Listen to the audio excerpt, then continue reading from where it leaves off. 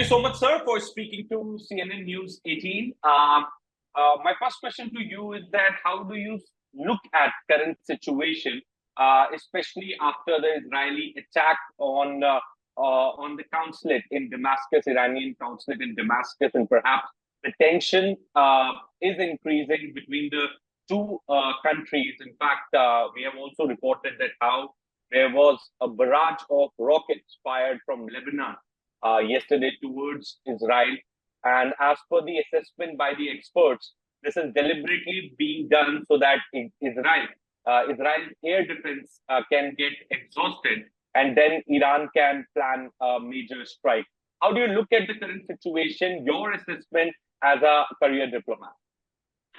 Well, first of all, I'm not a diplomat anymore, and I'm not speaking on behalf of the government, that's for sure. But I can tell you that the Israeli government has not taken responsibility to this attack on, I'm not sure it was a consulate, it was near the embassy. And what I am sure and what I do know is during the attack, there were officials from the Revolutionary Guards, the Iranian Revolutionary Guards, which we know what it is. It's a terror state and a terror organization, meeting with representative of other terrorist organizations, and probably were coordinating future terrorist attacks. And I don't have to tell an Indian friend or an Indian audience what terror is about. India, unfortunately, knows what terror is about as much as Israel does. So yes, absolutely. We know the consequence of this attack, whoever did it. But what I can tell you is that Iran has a menacing, threatening Israel with attacking, and we are in a really impossible situation. I have to tell you, I'm now sitting in my home. Our safe room is ready, and we don't know what, and we don't know when. And this whole country, very small country of Israel, the size of Goa, the size of Meghalaya, so small we are, not more than 10 million people, awaiting the imminent attack by Iran. This is a really impossible situation. I cannot even tell you how crazy this situation is. It will probably happen. This is what we hear from everywhere. We don't know the magnitude. We don't know how it will happen, but Iran is going to attack Israel, and I cannot really explain and describe how crazy the situation is. We're not getting out of our homes out of precaution and caution.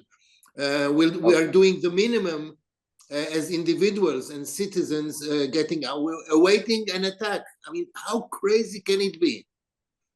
Okay. How do you look at United States rules in terms of first abstention in Security Council? Then now, in fact, there is an assurance that has come from President Biden that America is going to defend Israel. Then they have also diverted their efforts to Middle East from Eastern Mediterranean. In fact, the U.S. warship Eisenhower has been deployed to counter the rockets and missile attack from Iran to intercept them. How do you look at America's role? 6 months have passed since Hamas attacked Israel in the month of October. From a very beginning, America has maintained a very standard position as far as this conflict is concerned. But lately, America has abstained, because of which there was a resolution which got passed. How do you look at America's role in this conflict? Well, I can answer about the Security Council resolution separately, if you wish. One cannot underestimate, and one cannot describe the important, the critical, the crucial role of the United States in this regard. The best, most reliable and strong ally that Israel can have. The president, the administration, President Biden, the administration have set a goal in protecting Israel, in defending the right of Israel for self-defense, have been supporting Israel in its fight against the Hamas terrorism. And I really cannot say in words how grateful we are for America, the United States, and many European countries, I have to say, supporting and defending Israel's right to exist. This is not to say that we don't have sometimes differences with let's say the tactical way of conducting the war. There have been differences and some criticism against Israel for not being ready enough to help humanitarian help to the non-combatants. I'm not talking about the combatants, the terrorists. I'm talking the population of Gaza. And yes, there has been some differences, and there are discussions with the European countries and with the United States. But overall, there is a very great understanding in the United States and in Europe about the fact that Israel has to continue fighting terrorism. And terrorism is Hamas. And unfortunately, terrorism is also Iran, because Iran is backing we have 7 fronts in front of us: Gaza and West Bank and Lebanon and the Houthis from the Red Sea. Lots of fronts. We do have the support of many countries, many governments to continue the war against terrorism, because it has regional implications. It's not only us, it's regional implications.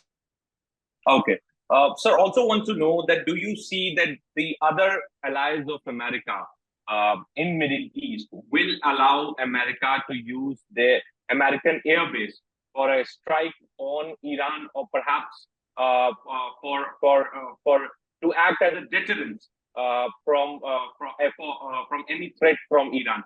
Do you see that the Middle Eastern allies of America will allow America to use the air bases and the military bases? I cannot speak in the name of other allies that the US has, but I'm sure the US is in contact with many countries. I know that many governments have talked with the Iranians. I know about the French, the Germans, probably a few others have talked with the Iranians and told them not to attack Israel. And I don't know if you heard, in the beginning of the war, there was a saying by President Biden when he talked about Hamas. He said, "Don't." And this one word, "don't," he repeated it again yesterday. I remember. Don't. Don't is the weight of the United States on this terrible possibility of an attack by Iran against Israel, which will probably happen, but we don't know much about it. Okay, and now let's talk about the situation in Israel. As you rightly pointed out, that it's a small country, surrounded with enemies, and right now the air defense mechanism is on high alert. The people have been told to take measures. What is the overall situation as a citizen of Israel?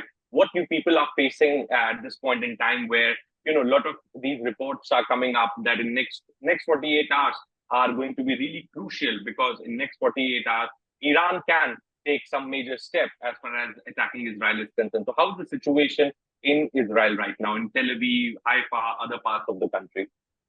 On the face of it, it's a very good question. On the face of it, life is normal, goes on normally. People are back in work and enjoying the beach and whatnot. Restaurants are full, but we are very, very worried. And I have to tell you, we're still under a national trauma, a national nightmare that we are going through, because 133 hostages taken in a criminal, brutal way, murdered, burned, raped, kidnapped into Gaza. And this is besides the 1,100 people who were massacred in one day, mass murdered in the south of Israel.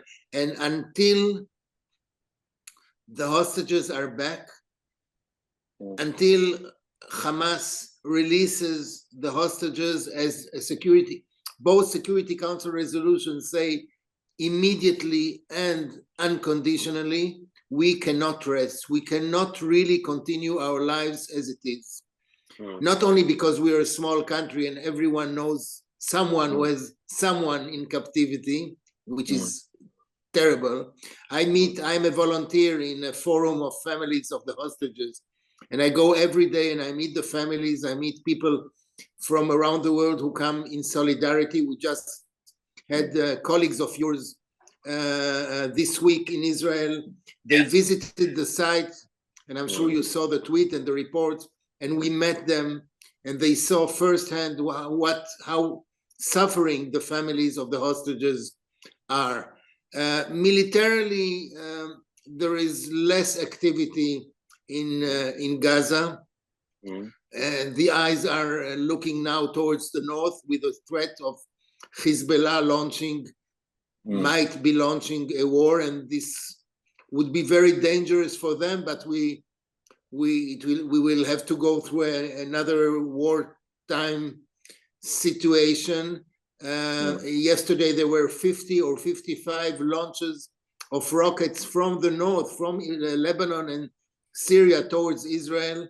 There are 200,000 displaced Israelis who cannot go back to their homes. Can you imagine? 200,000 displaced people. So the country, on the face of it, we live a normal life, but we are very worried. We're in distress.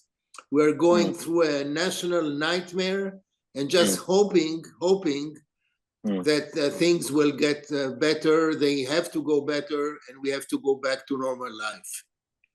Okay. Now, coming back to the role of United States, now in the last session of UNSC, United States abstained, and UN Security Council demanded immediate Gaza ceasefire as US abstained. How do you look at that particular decision of United States? Do you think that that was a change in the policy for Israel, or do you think that was done under some understanding with the other countries in the Middle East? How do you look at it as a former diplomat? We always respect Security Council resolutions, for sure. I don't see any change in the US policy towards the war and towards Israel's right to self-defense and fighting terrorism. Okay. I know that people in Israel were a bit upset that the US has not vetoed the resolution, but the resolution is not a bad resolution. The resolution says immediate and unconditional release of hostages and ceasefire. Now, there is no ceasefire before the release of the hostages. It was not said as a condition, but the American ambassador and the administration have stressed after the meeting and have said it in their speeches, both go together and agree to do better with the humanitarian help to non-combatants. That's a message that Israel got. And I have to say that since the resolution and since time has passed, there is ironically more humanitarian help entered Gaza than Gaza even needs. So many, they went from 50 trucks to 500 trucks a day. Field hospitals are working. And we have to understand it's a war zone. It's a war zone. There are more than 15,000 terrorists that were killed in the fighting against terrorism. And yes, there are many non-combatants that were hit and killed, and that's really unfortunate. That's part of war, and this is a war. I remember we talked in the beginning of the war, and I told you this is war, and in war there are victims, and we have to go back to the root causes of this war, which was Hamas on the 7th of October attacking Israel, as I said before, kidnapping, killing 1,300 Israelis, raping, burning, kidnapping. I mean, you more videos than I've seen, I'm sure. Okay. Thank you so much, sir. Thank you so much for finding out time.